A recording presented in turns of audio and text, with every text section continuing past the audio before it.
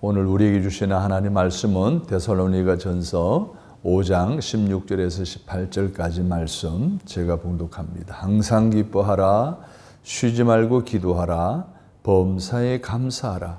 이것이 그리스도 예수 안에서 너희를 향하신 하나님의 뜻이니라. 아멘. 바울의 권면이라는 제목의 말씀을 전가하려고 합니다. 데살로니가서는 사도 바울이 복음을 전하다가 감옥에 갇혀 있을 때에 데살로니가 교회를 향해, 성도를 향해 쓴 편지입니다. 이 편지가 첫 번째 편지, 두 번째 편지로 나뉘어지게 됩니다. 일반적인 편지의 서식은 첫 번째는 문안과 인사로 시작하고 또 본론에 들어가서는 교훈적인 내용을 담고 마지막에는 권면과 마지막 인사로 마무리 짓는 것이 일반적인 그 당시의 편지의 형식이었습니다. 그런데 사도 바울은 옥중에서 많은 편지를 썼습니다. 그 많은 편지를 쓴 탓인지는 몰라도 그 내용이 바로 신앙과 삶, 그리고 교리와 교회 전반에 대한 교훈의 내용을 담고 있습니다.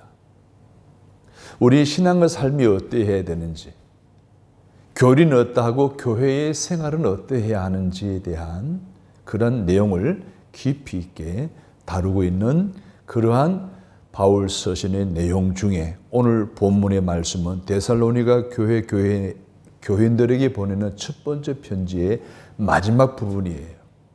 마지막 바로 권면의 내용입니다.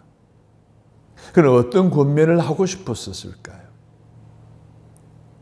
그 권면의 내용을 통해서 오늘을 살아가는 우리들에게도 필요한 말씀과 가르침이기에 다시 한 번 더 내게 주는 말씀으로 받아들이고 오늘 주시는 말씀대로 살아가기를 결단하는 저와 여러분이 되어지기를 바라는 마음으로 말씀을 증거하려고 합니다. 첫 번째로는 다스리는 사람들에 대한 태도에 대해서,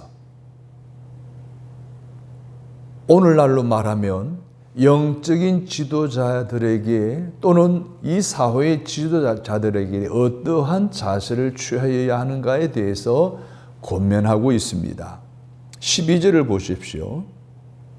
너희 가운데서 수고하고 그 주 안에서 너희를 다스리며 권하는 자들을 너희가 알고라고 했습니다.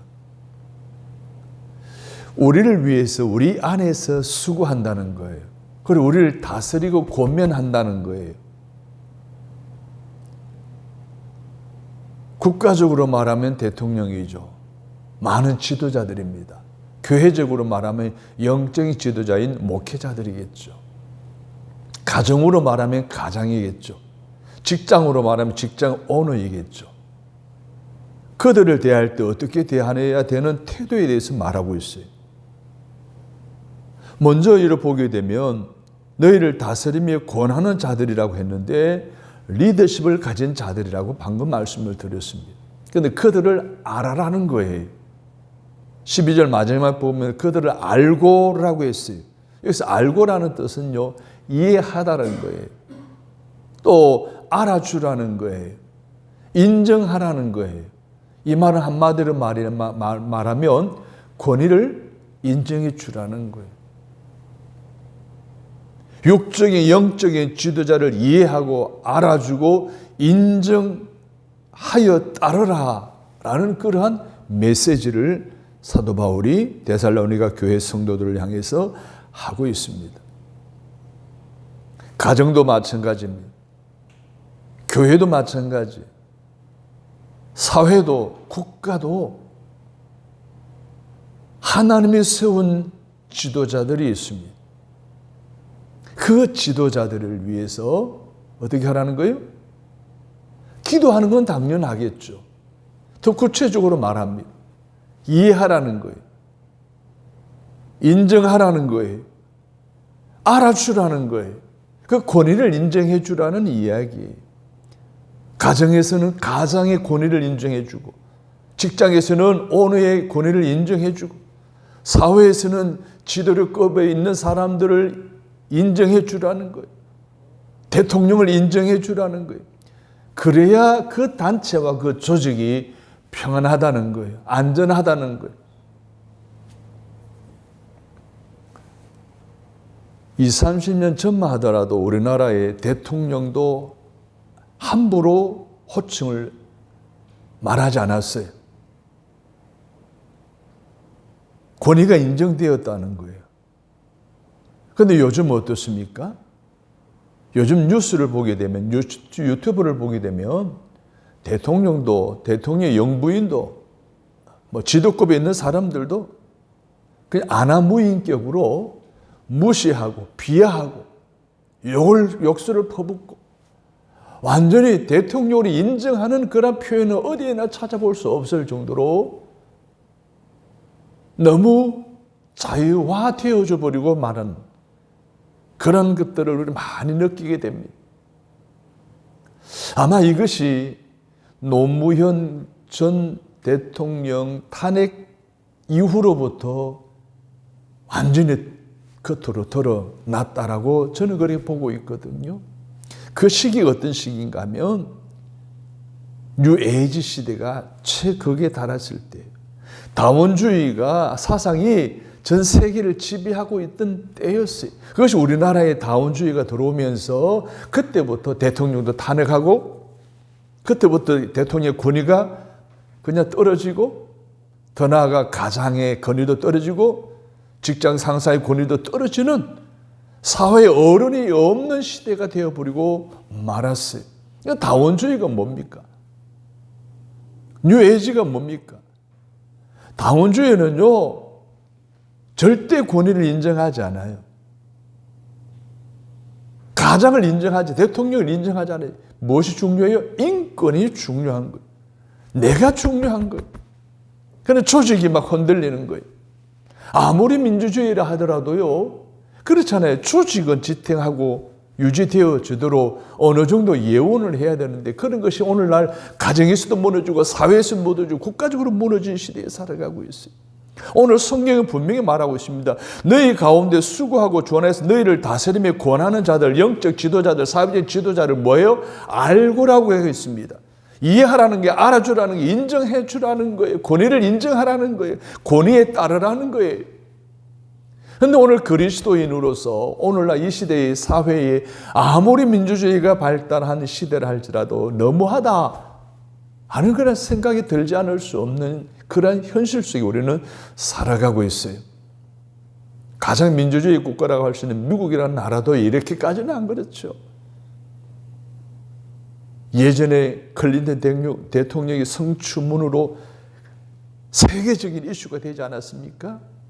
그때에 빗발치던 미국 국내에서요, 정치계 상하원 의원들, 심지어 종교들까지 모든 백성들이 얼마나 지탄하고 얼마나 이 클린턴에 대해서 책망을 했습니까? 그런데 청문회에서 딱 정리를 하자마자 온전히 스톱해버렸습니다. 더 이상 이야기하지 않았다는 이야기죠. 그 말은 대통령의 권위가 살아야 이 나라 바로 살 수 있다라고 하는 그런 의식 속에 민주주의 국가인 그 나라에서도, 언론의 자유가 완전히 열려있는 그 나라에서도 입을, 모든 언론들이, 모든 백성이 입을 싹 다물어 버렸습니다. 그것은 대통령으로서의 권위가 더 이상 흔들리면 안 된다는 사실 때문이 아니겠습니까?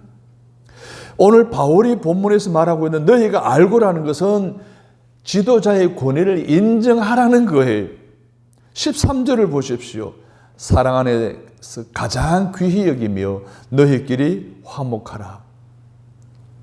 그 지도자를 뭐해요? 귀히 여기라는 거예요. 그 지도자와 화목하라는 거예요. 지도자를 귀히 여기는 자세가 오늘 우리에게 있느냐는 거예요. 지도자의 관계가 화목한 관계에 있느냐는 거예요. 입만 열면 대통령 욕하고, 입만 열면은 어른들 욕하고, 지도자를 욕하는 시대에 우리는 살아가고 있어요. 정말로 하나님 말씀대로 살아야 하는 그리스도인들에게 있어서는 참으로 오늘 이 현실은 부끄러우지 않을 수가 없어요.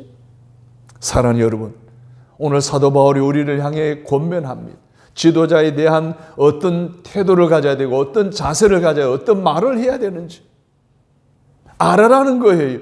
사랑하는 여러분, 지도자의 권위를 인정하고 귀히 여기고 화목한 관계를 유지해 나아감으로 우리의 가정이 회복되어지고 그리고 우리 직장이 회복되어지고 사회가 회복되어지고 나라가 회복되어지는 은혜를 힘있는 일에 귀하게 쓰임 받는 저와 여러분 되시기를 주님의 이름으로 축복합니다. 다시 한번 말씀드립니다. 사회적인 권위나 영적인 권위를 귀히 여기고 화목해 하는 일에 힘쓰시기를 간절히 바랍니다. 방금 클린턴 이야기를 했습니다마는 클린턴보다 더 위대한 사람이 바로 그의 부인 힐러리 여사 아니겠습니까? 그 성추문 사건이 그렇게 미국을 들썩거려도요, 힐러리는 한마디 말도 하지 않고 자기의 주어진 일을 차분하게 최선을 다하는 모습을 봅니다. 뭐예요? 남편이지만은 대통령이잖아요. 그 권위를 인정한다는 거예요. 그래서 전혀 말하지 않았어요. 그래서 그는요, 부부관계가 깨어지지 않았죠? 가정이 깨어지지 않았죠? 그 결과로 그는 백성들에게 많은 지지를 받아 나중에 민주당 대통령 후보까지 올라가지 않습니까? 물론 힐러리 여사의 정치적인 그러한 어떤 나름대로의 계산이 있겠지만 정말 훌륭한 사람이지 않을 수가 없습니다. 사랑하는 여러분, 교회란 영적 지도력을 인정하고 화목할 때 평안하고 행복하게 된다는 것을 기억해야 합니다. 가정이란 가장의 권위를 인정하고 가장과 화목할 때 그 가정이 평안하고 행복하다는 거예요. 사회도 마찬가지, 국가도 마찬가지.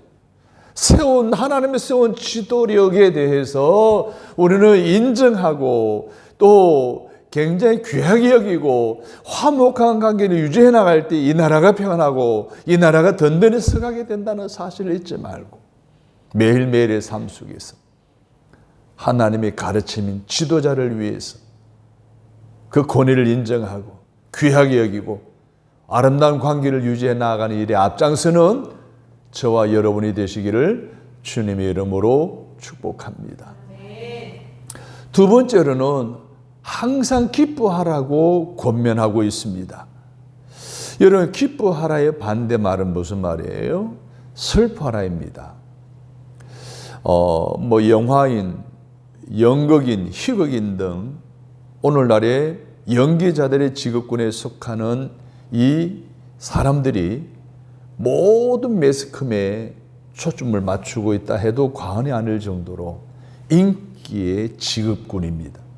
그래서 많은 젊은이들이 이러한 연예인이 되기 위해서 얼마나 많이 노력하는 줄은 모릅니다. 그런데 그 연예인이라는 직업이요, 만만치 않죠. 쉽지 않죠. 아무나 할 수 있는 일이 아닙니다. 여러분, 연예인들은요, 막 웃을 때도 활짝 웃고, 울 때도 막 굉장히 깊이 있게 우는 모습들을 많이 보잖아요. 그런데 연기자들의 말에 의하면 웃는 그런 어떤 씬은 굉장히 쉽대요. 그냥 막 입 크게 열고 막 기뻐하면 된대요. 그런데 웬만한 씬은 다 통과할 수 있대요. 그런데 우는 씬은요, 굉장히 힘이 든대요. 그냥 울 수 있나요? 감정이입이 돼야 되잖아요.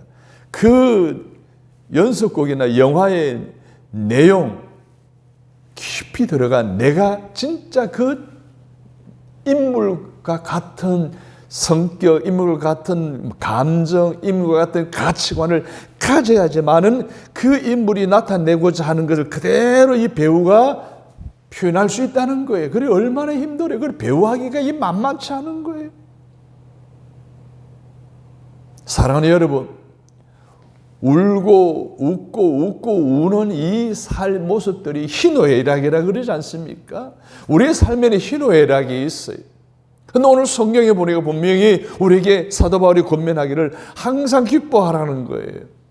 희노애락의 인생 가운데 우리가 마냥 기뻐할 수만 있을까요? 그게 쉽지 않은 일이잖아요. 성경을 보면요, 슬퍼하라, 울어라 라는 교훈보다는 기뻐하라 라는 명령어가 더 많이 나타나는 것을 보게 됩니다. 예수님의 생애 가운데 공생애를 처음 시작할 때의 첫 번째 기적이 가나의 마을이라고 하는 동네의 혼인 잔치집에서 일어났어요. 잔치집에는 포도주가 우리의 물처럼 필요한 유대 사회 속에는 필수적이었어요. 손님들이 너무 많이 와서 포도주가 떨어져 버린 거예요. 이 잔치집에 포도주가 떨어지면 어떡합니까? 우울해지게 되죠. 침체하게 됩니다. 걱정, 근심이 찬물기 어때 쫙 가라앉아 버립니다. 큰일 났어요. 때마침 예수님이 그곳에 나타나신 거예요. 그 소식을 알려줍니다. 그래서 예수님 말씀합니다. 그 두세 통 되는 큰 돌 항아리 6개가 비어 있는데 그곳에 물을 갖다 채워넣으라고 명령합니다. 그리고 떠다 주라 손님들한테라고 명령을 합니다. 심부름꾼들이 그렇게 했더니 그 물이 변하여 포도주가 되었다. 할렐루야. 우울함, 침체된 분위기가 다시 기쁨과 웃음이 가득한 잔치 자리로 바뀌어졌다는 거예요. 예수님의 첫 번째 기적도요, 웃으라, 기뻐하라는 내용의 명령의 말씀이었습니다. 그렇다고 한다면 우리의 믿음의 생활 자체도 항상 기쁨이 떠나가지 않도록, 웃음이 떠나가지 않도록 살아가는 것이 우리 그리스도인의 특권이자 마땅한 본분이라는 사실을 우리는 깨달을 수가 있습니다. 우울증 치료를 위한 의사들의 권면 가운데 많이 웃으라, 웃으면 복이 온다는 옛말이 있듯이 실질적으로 웃으면 우리 몸에 건강한 호르몬이 막 발생한다는 것. 도파민이라는 것과 엔돌핀이라는 것이 면역 체계를 한 200배 강하게 하는 이 물질이 몸에서, 뇌에서 막 뿜어져 나온다는 거예요. 그러니 웬만한 스트레스, 웬만한 암세포, 웬만한 독소들은 다 제거해 버린다는 거예요. 웃으면. 심지어 억지로 웃어도, 웃는 흉내만 내도 90% 효과가 나타난다는 정도로 웃는 것이 오늘 우리의 자가 면역체계, 자가 치료체계의 핵심적인 치료제라는 거예요. 여러분 많이 웃으시기를 바랍니다. 네, 많이 웃었어요. 여러분 웃는 얼굴에 침 안 맺는다는 말이 있듯이 인간관계에서도 많이 웃으면 얼마나 좋아요. 우리 집사님 그러잖아요. 손님들이 항상 미소 짓잖아요. 그 모습이 나 자신에는 엄청난 축복이 된다는 거예요. 이웃들에게, 손님들에게 기쁨도 주지만 나 자신에게 복이 된다는 거예요. 내가 건강히를 원하면 많이 웃으시기를 바랍니다. 다시 말해서 오늘 우리의 삶에 복되고 행복을 유지해 나가기 위해서는 끊임없이 항상 기뻐하라는 하나님의 말씀을 내 마음에 새기고 그 말씀에 순종하며 살아가면서 매일매일 웃을 일, 기뻐할 일이 넘치는 저와 여러분 되시기를 주님의 이름으로 축복합니다. 여러분, 그런데 그러한 것들이 일시적인 방편이 될 수는 있어도 근본적인 해결책은 될 수가 없다는 거예요. 한국의 슈바이처, 그러면 고 장기려 박사입니다. 부산에 있는 보건병원의 원장으로서 오랫동안 의사로서 사회사학가로서 가난한 사람들 엄청 많이 돕는 일을 해왔습니다. 그런데 그가 자기 인생 가운데 몇 가지 큰 기쁜 일이 있었다는 거예요. 첫 번째가 자기 장남 태경이를 선물로 주실 때에 엄청난 큰 기쁨이 있었다는 거예요. 두 번째로는 1936년 베를린에서의 하계 올림픽 때에 일본 일장기를 달고 출전한 마라톤에서 금메달을 딴 송기정 선수가 우승했을 때에 굉장히 기뻤다는 거예요. 그리고 그가 이렇게 말합니다. 이런 기쁨도 스스로 회개하고 하나님에게서 죄 사함 받은 기쁨에는 비교도 안 된다는 거예요.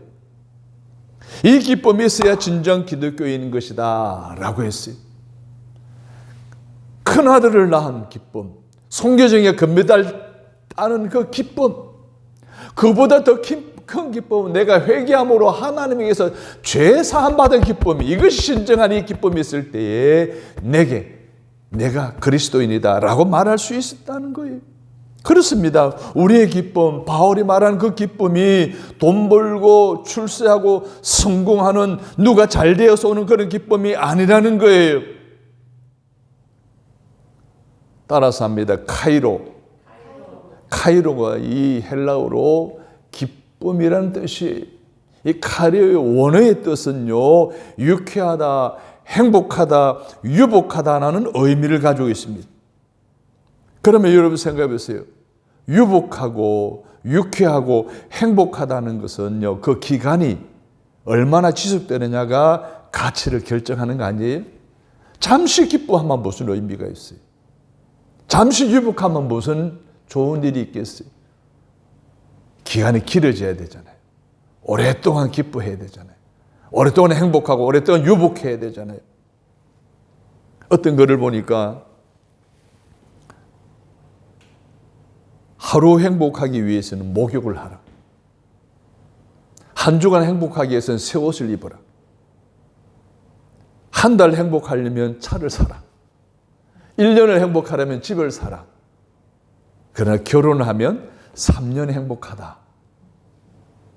사랑하는 여러분, 그러나 예수 믿으면 일평생 유쾌하고 행복하고 유복하기 때문에 우리는 거기서 기쁨과 행복을 찾으시기를 주님의 이름으로 바랍니다. 여러분은 예수 믿으면서 얼마나 기쁩니까?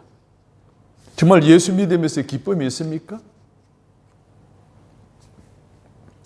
여러분, 예수 믿으면 오늘 분명히 항상 기뻐하라고 하신 주님의 말씀대로 날마다 기쁨이 넘치게 되어 이런 찬송을 부를 수 있게 됩니다.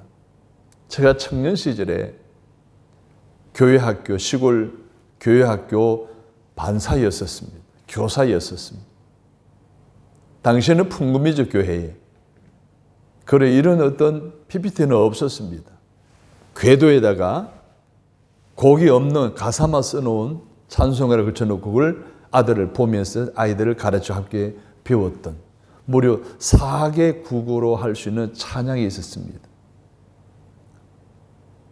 와다시와 이레시 와다시와 이레시 와다시와 이레시 이츠 이레시 워짱 콸라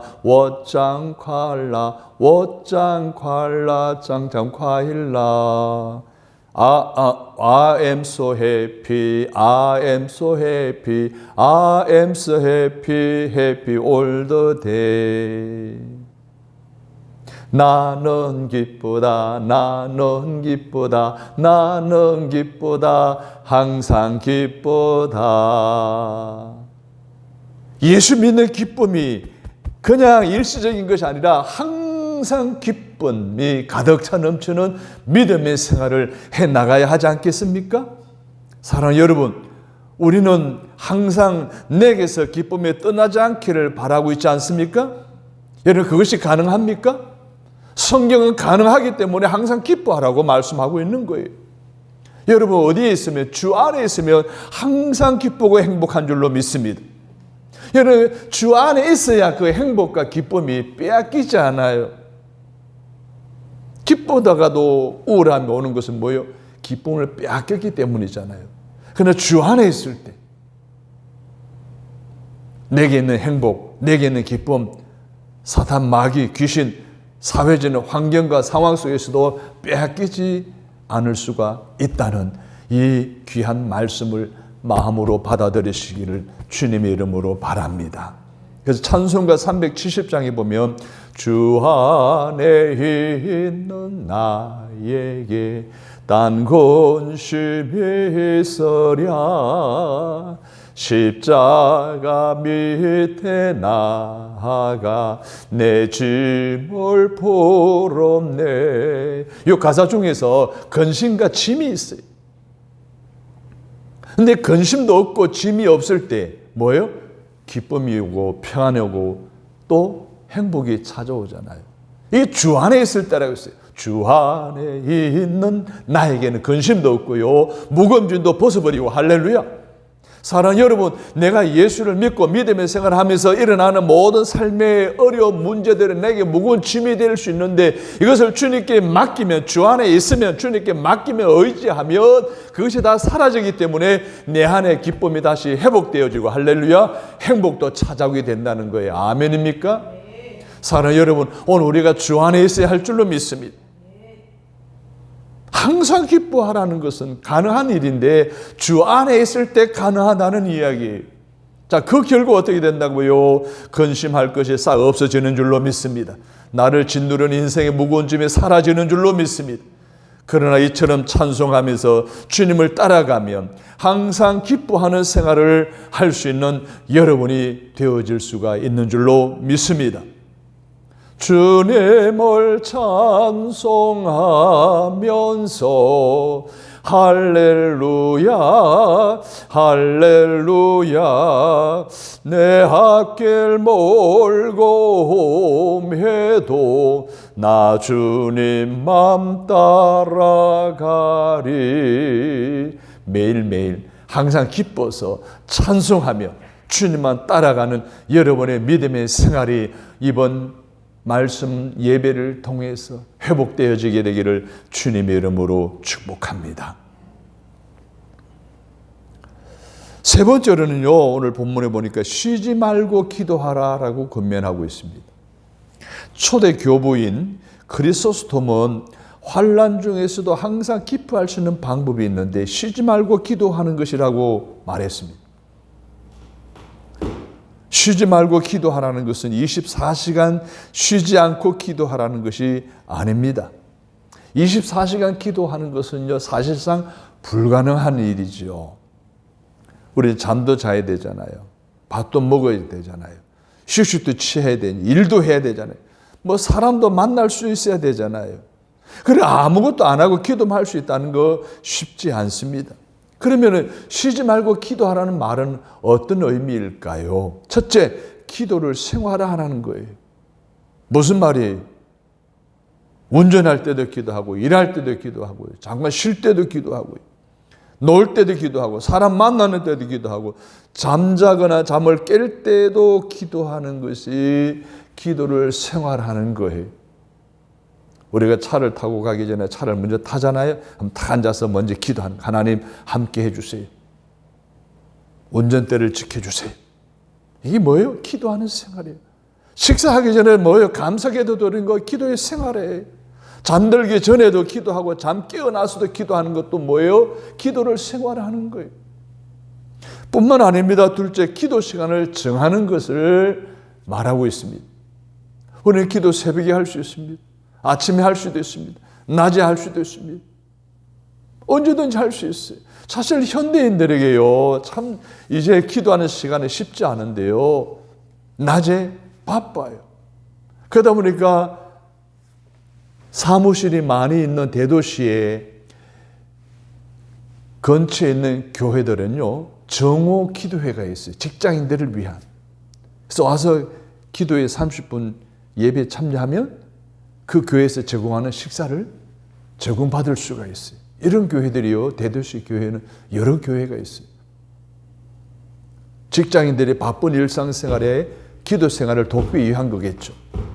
사랑하는 여러분, 오늘 우리의 생활에 있어서 기도하는 것이 쉽지 않아요. 바쁜 일상 속에 지치고 피곤하면요, 그냥 잠들기 바쁘죠. 바쁜 일상 속에서 기도하는 시간까지도 돈이 되는 시대이기 때문에 기도에 시간을 투자한다는 게 쉽지 않아요. 그래도 우리는 기도해야 된다는 거예요. 기도하는 시간을 정해놔야 된다는 거예요. 어떤 사람이 시계가 이렇게 축에 달렸잖아요. 시계 축가 왔다 갔다 하는 이것을 보고, 야, 저 무거운 걸 왜 저래 달아놨을까라는 생각 끝에 그 시계 추를 떼버렸어요.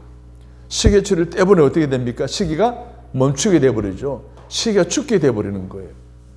그래서 나르는 새의 날개가 어떻습니까? 거추장스럽잖아요. 이 거추장스러운 이 날개를 떼어버리면 새가 날아갈 수 있어요? 날지 못해요. 배의 돛은 어떻습니까? 이게 굉장히 무겁거든요. 이게 없으면 배가 바다에서 항해할 수가 없어요. 비행기 날개는 어떻습니까? 너무 무겁잖아요. 이거 떼버리면 되는데 그 순간 날지 못하는 거예요. 날개 하는 역할을 하는 것이 비행기 날개예요.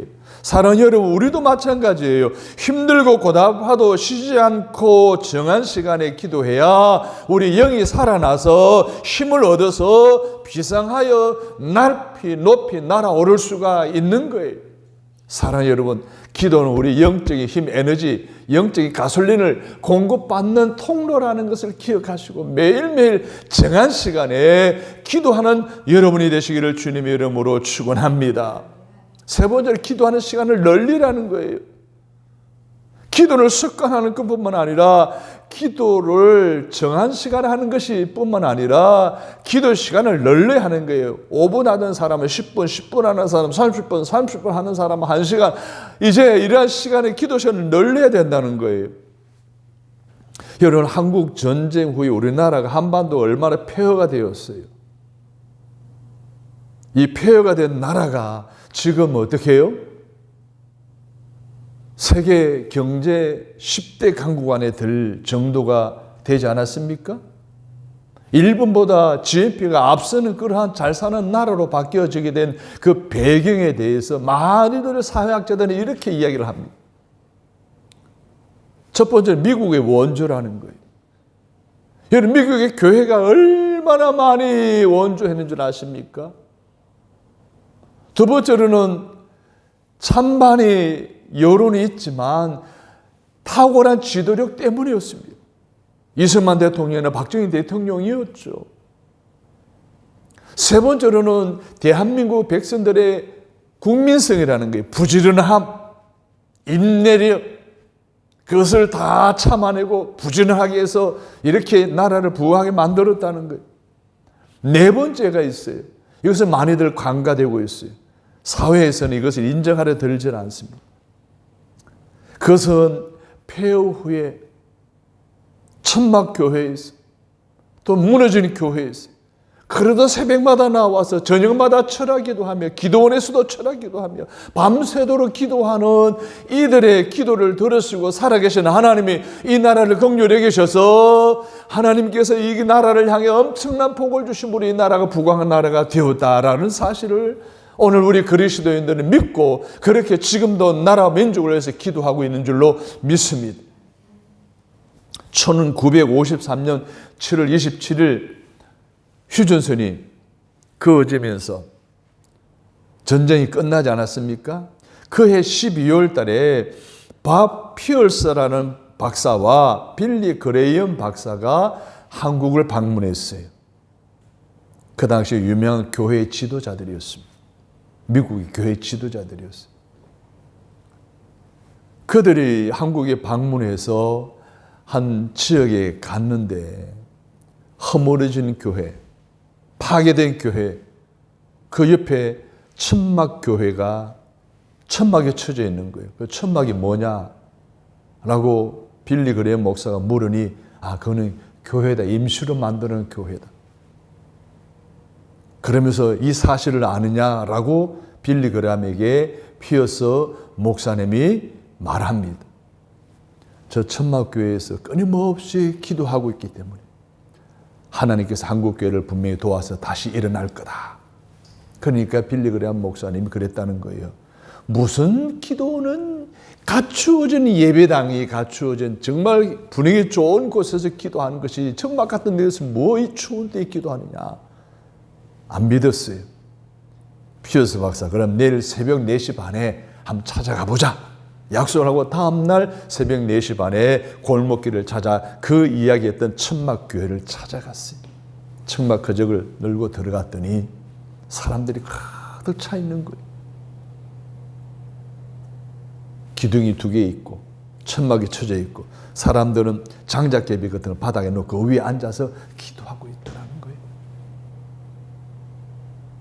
168명의 성도들이 모여서 천막교회 안에서 날이 새도록 기도하는 것을 모습을 본 뒤에 이 빌리 그레이엄 목사님이 가는 곳곳마다 하는 이야기가 캐나다의 아침은 숲속에 새들이 깨우고 일본의 아침은 기계 소리와 일하는 사이렌 소리가 깨우고, 한국의 아침은 새벽 종소리와 새벽의 성도들의 기도 소리로 잠을 깬다.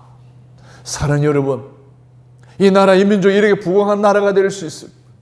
이제 제2차 세계대전 후에 수많은 나라들이 독립을 했는데 그 독립한 나라들 가운데 유일하게 세계 10위권에 들어간 우리나라, 원조받는 나라에서 원조하는 나라로 바뀌었는 유일한 나라 대한민국으로 성장하고 부강하게 된 것은 전적인 기도 소리를 들으시는 하나님의 응답의 역사하고 축복인 줄로 믿으시면 아멘 하십시다.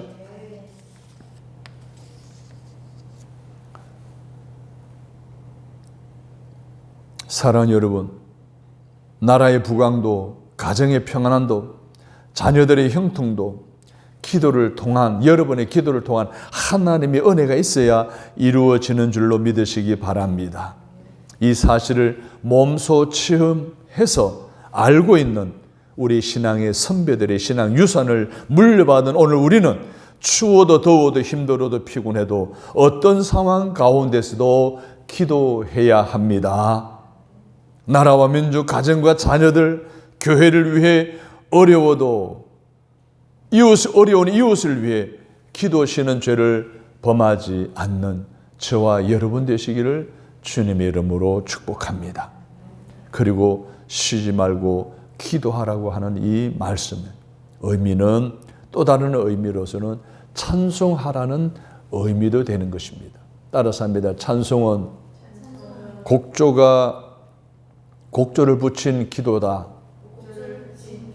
찬송은 곡조를 붙인 기도이기 때문에 찬송을 많이 하는 것을 통해서 기도에 쉬지 않고 기도할 수 있는, 기도를 생활할 수 있는 저와 여러분이 되어질 줄로 믿습니다. 성경에 보면 찬송할 때에 옥문이 열려진 사건이 빌보에서 있었습니다. 찬송할 때에 성령님이 강력하게 임했던 사건이 초대교회에 일어났습니다. 찬송은 곡조가 있는 기도입니다.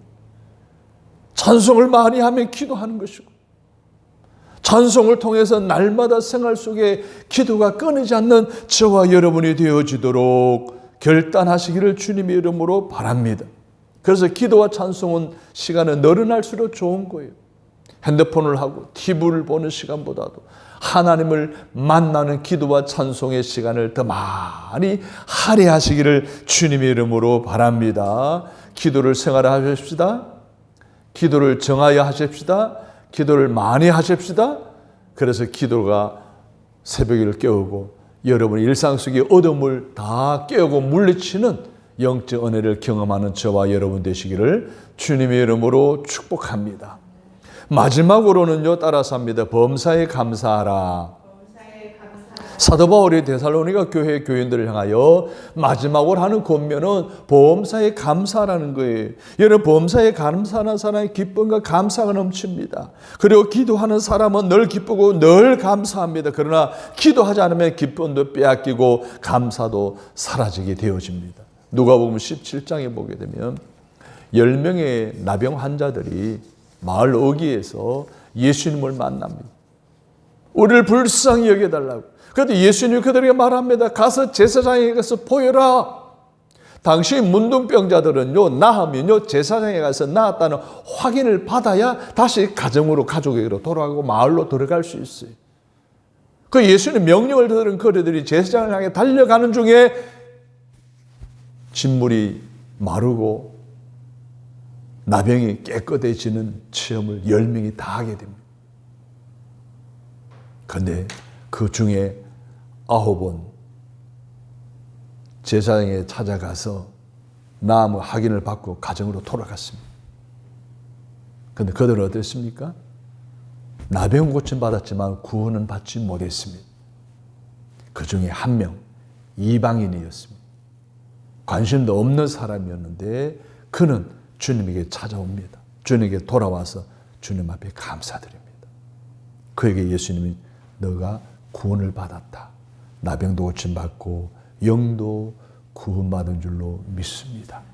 사랑하는 여러분, 범사에 감사하는 것, 모든 일에 있어서 기쁘나 즐거우나 희노애락의 삶 속에서 항상 감사가 있어야 된다는 이야기예요.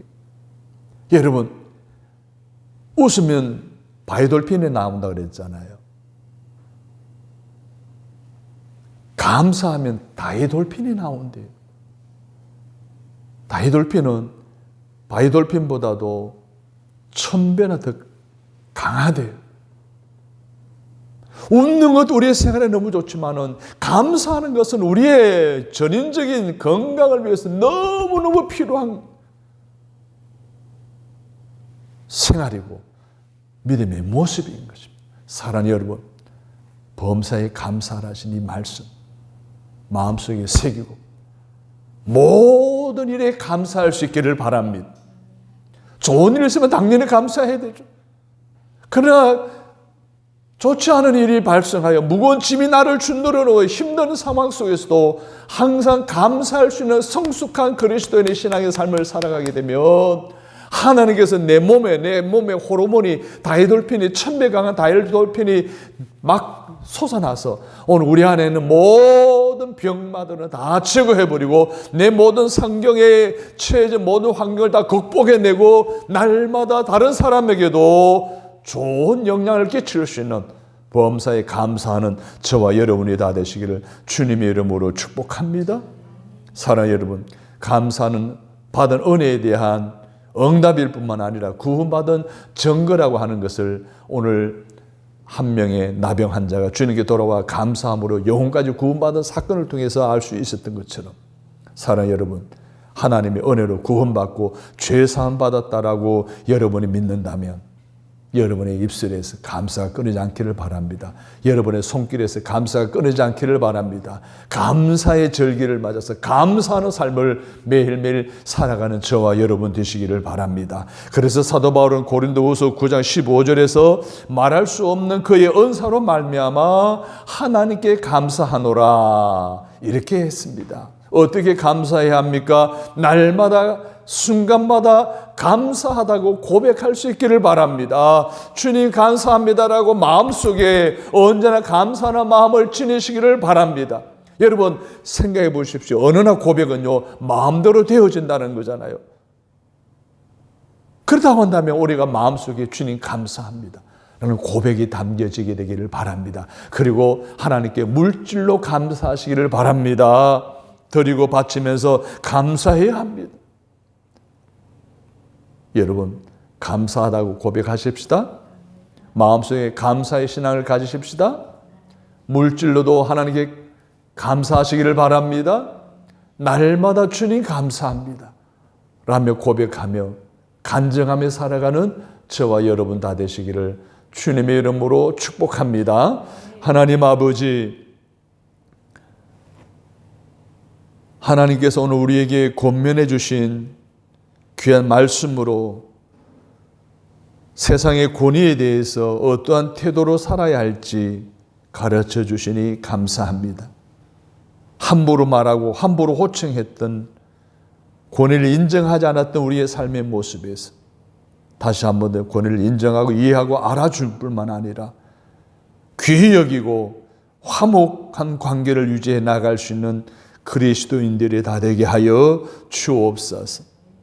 항상 기뻐하고 쉬지 말고 기도하고 범사에 감사함으로 말미암아 기쁨이 떠나지 않고 기도 응답의 간증이 그치지 않고 모든 일에 감사함으로 감사할 일, 간증할 일이 더하는 영적 체험 속에 살아가는 저들 되게 하여 주옵소서. 주님 감사합니다. 예수님의 이름으로 기도드렸습니다. 아멘.